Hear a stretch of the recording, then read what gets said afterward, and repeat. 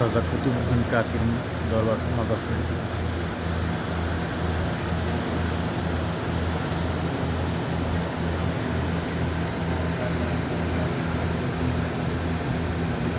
এখানে তার শিষ্যদের কবর।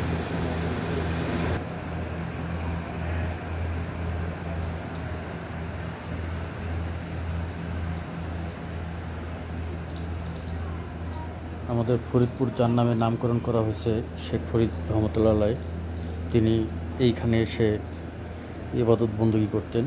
তিনি খাজা কুতুবউদ্দিন কাকির সরাসরি শিষ্য।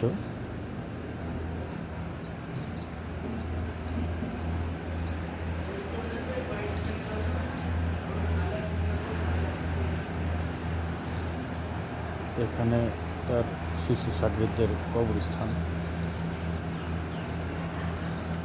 এটা মসজিদ।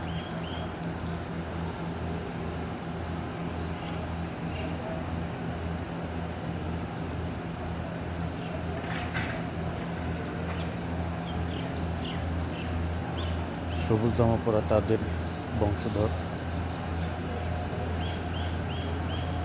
খাজা কুতুবউদ্দিনের কাকি রহমতুল্লাহ আলাইয়ের মাজার শরীফ।